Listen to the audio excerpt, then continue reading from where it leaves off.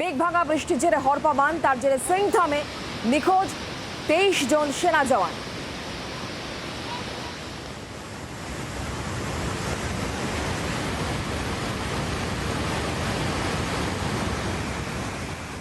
কিন্তু কিভাবে এই বিপর্যয়, সেটাই আমরা জানার চেষ্টা করবো। আমাদের অপর প্রতিনিধি সব্যসাচী এই মুহূর্তে আমার সঙ্গে রয়েছেন সরাসরি। Sabyasachi, over to you. দেখো শুক্লা, প্রথমে একটা বিষয় বলে রাখি, বিষয়টা দেখো আস্তে আস্তে ওপর থেকে আমাদের কাছে নেমে আসছে। আমরা শুরুতে যেরকম দেখিয়েছিলাম যে যোশীমঠ রীতিমতো বসে যাচ্ছে, বেশ কয়েকটা বাড়িতে ফাটল, যে ছবি আমরা দেখেছিলাম, এবং সেই যোশীমঠ যে চার ধামের মধ্যে অত্যন্ত গুরুত্বপূর্ণ যে জায়গা, সেই যোশীমঠের অবস্থা কিন্তু একেবারে এখন ছারখার হয়ে গিয়েছে। সেটা মানুষের বসবাসযোগ্য আর নেই। সেই ছবি যদি আমি একবার দেখাই, পুরনো সেই ছবি যদি একবার ঘুরে ফিরে আসি, যে যোশীমঠের কী অবস্থা হয়েছিল, যেখানে গোটা বাড়িঘরদোর ফাটল হয়ে গেছিলো এবং সেই বাড়িঘর থেকে তাদেরকে ছেড়ে বেরিয়ে যেতে হয়েছিল, এনভায়রনমেন্টাল রিফিউজি যাকে আমরা বলি। এরপর আমরা হিমাচল, উত্তরাখণ্ড দেখেছি, আর তারপরে আমরা হিমাচলের ছবি দেখেছি। একেবারে তুলকালাম পরিস্থিতি সেখানে। কিভাবে যে হিমাচলে আমরা ঘুরতে যাই, আমরা এখান থেকে যে হোটেলগুলোয় আমরা থাকি, সেই হোটেলগুলো এভাবেই একের পর এক তাসের বাড়ির মতন ভেঙে পড়ে গেল। কি করে ভেঙে পড়ে গেল? এত এই স্ট্রাকচার, এই মানব সভ্যতা, এই বিপুল কর্মযজ্ঞর এই অবস্থা। বারবার পরিবেশবিদরা বারণ করেছে যে এভাবে যথেচ্ছ নির্মাণ করা যায় না, কিন্তু তাও আমরা কথা শুনেছি কোথায়? উত্তরাখণ্ড, হিমাচল, একের পর এক আমরা ছবি দেখেছি। উত্তরকাশীর ছবি আপনাদের দেখাবো, যেখানে একেবারে রীতিমতো লণ্ডভণ্ড পরিস্থিতি হয়ে গেছিল। তো এখানেও একের পর এক বাড়ি ঘরদোর তাসের ঘরের মতন ভেঙে পেরেছে।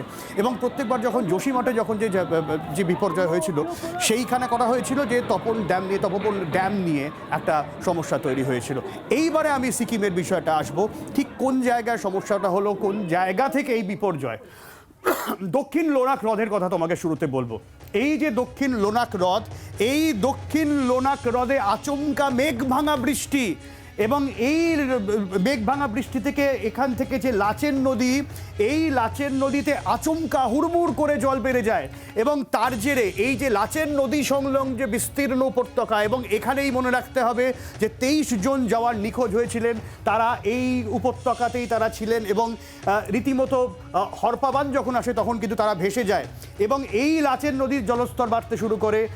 এই যে এখানে যে চুংথাম বাঁধ, এই চুংথাং বাঁধে ক্ষতিগ্রস্ত হয়, এবং এই বাঁধ ক্ষতিগ্রস্ত হয়ে সেই লাচেন নদী থেকে যে জল লোনাক হ্রদ থেকে আসছে, হুড়মুড় করে তিস্তা নদীতে ঢুকতে শুরু করে।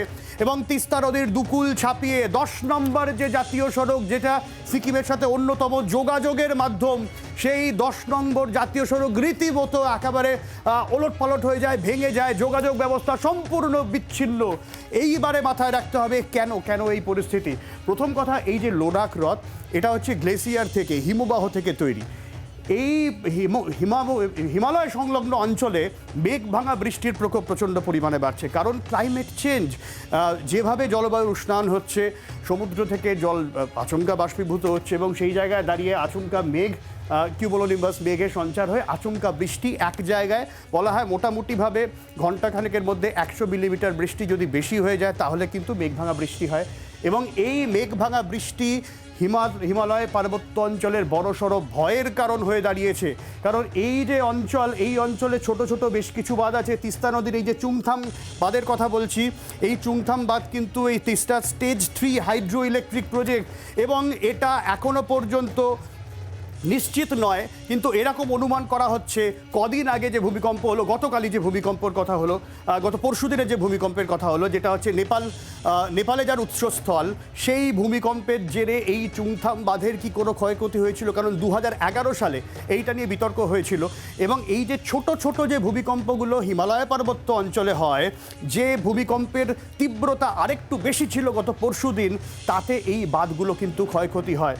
এবং সেই জায়গায় দাঁড়িয়ে এই যে চুংথাম বাঁধ কতটা তার ধারণ ক্ষমতা হারিয়েছিল কি না, যে ধারণ ক্ষমতা নষ্ট হওয়ার জন্য এই যে প্রবল গতিতে লাচেন থেকে ছুটে আসা যে জল, সেই জল কিন্তু চুংথাম বাঁধ সামলাতে পারেনি, এবং তার জেরে এই লাচেন থেকে আসা জল চুংথাম বাঁধে ধাক্কা খায়, চুংথাম বাঁধ ক্ষতিগ্রস্ত হয়, এবং তারপরে তিস্তায় হুড়মুড় করে জল বাড়তে শুরু করে। এবং মাথায় রাখতে হবে, উত্তরবঙ্গের অত্যন্ত গুরুত্বপূর্ণ তিস্তা এবং তিস্তার অনেকগুলো শাখা নদী, যে শাখা নদীর ছোট ছোট তীরে যারা যারা থাকে, বিশেষ করে কালিম্পংয়ের ছবিও আমরা দিনভর দেখাচ্ছি যে কি পরিস্থিতি সেখানে।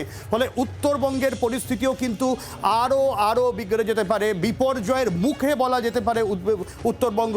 এবং শুধু তাই নয়, এই যে চুংথাম, এই অঞ্চলেই সিংথাম ইন্দ্রেণী বলে একটা ব্রিজ আছে, দক্ষিণ সিকিমের সঙ্গে যোগাযোগের অন্যতম গুরুত্বপূর্ণ মাধ্যম। এবং সেখানে ডিকচু বলে একটা বাঁধ আছে, আমরা যারা যাই গ্যাংটকের দিকে যাই, ডিকচু বাঁধ অনেক সময় আমরা দেখতেও গেছি, সেই বাঁধও কিন্তু ক্ষতিগ্রস্ত হয়েছে।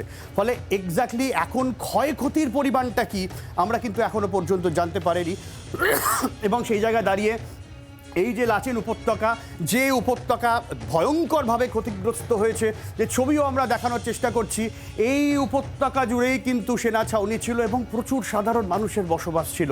এবং এই উপত্যকায় যখন হুড়মুড় করে জল ঢুকতে শুরু করে, ফলে এই উপত্যকা ক্ষতিগ্রস্ত হয়। এবং বিশেষজ্ঞরা বলছেন এই যে আমরা ছোট ছোট বাঁধ দিচ্ছি, ছোট ছোট বাঁধ, আমাদের বলা হচ্ছে হিমালয়ের এই যে রিজিয়নটা রয়েছে, হিমালয়ান রিজিয়ন, এটা হচ্ছে গোটা ভারতবর্ষের অন্যতম পাওয়ার হাউস বলা চলে।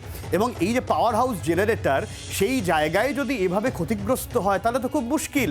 এবং এই বাঁধ নিয়েই কিন্তু পরিবেশবিদরা আপত্তি করছেন যে এই বাঁধ দেওয়ার ফলে নদীর যে স্বাভাবিক গতিপথ, সেই স্বাভাবিক গতিপথ ক্ষতিগ্রস্ত হচ্ছে। এবং ধরা যাক এখানে বাঁধ দেওয়া হলো, ফলে এই যে জায়গাটা নদীর জলের অতিরিক্ত চাপ সহ্য করতে হচ্ছে। মাথায় রাখতে হবে হিমালয় কিন্তু বয়সে অপেক্ষাকৃত নবীন, পশ্চিমঘাট বা পূর্বঘাট পর্বতমালার মতন অতটা শক্তপোক্ত তার মাটি নয়। ফলে এই বিস্তীর্ণ অঞ্চলে যেখানে এখনো পর্যন্ত ল্যান্ডস্লাইডের প্রবণতা রয়েছে, ধসের প্রবণতা রয়েছে, এবং এই বৃষ্টি এবং নাগারে যদি এরকম ছোট ছোট ভূমিকম্প হতে থাকে, ফলে মাটি আলগা হতে থাকে। এবং তার উপরে যদি আমরা স্ট্রাকচার চালাই, আমি একটা ছবি দেখানোর চেষ্টা করব যদি সম্ভব হয়, যে সিকিম শহরটা কীরকম।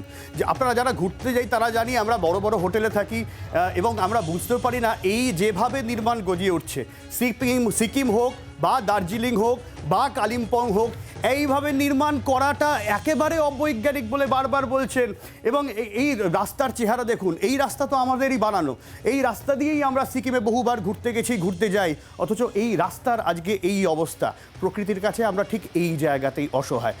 হিমালয়ের জমি, হিমালয়ের পার্বত্য অঞ্চলের জমি বিচার করে তবেই আমাদের এগোনো উচিত বলে বিশেষজ্ঞরা মনে করছেন। নয়তো এই ছবি যেখানে তিস্তা তার দুপাশে থাকা জমি ভাঙতে ভাঙতে এগিয়ে গিয়েছে, এবং কালিম্পং সংলগ্ন বেশ কিছু অঞ্চলে কিন্তু অবস্থা খুব একটা মোটেই ভালো নয়।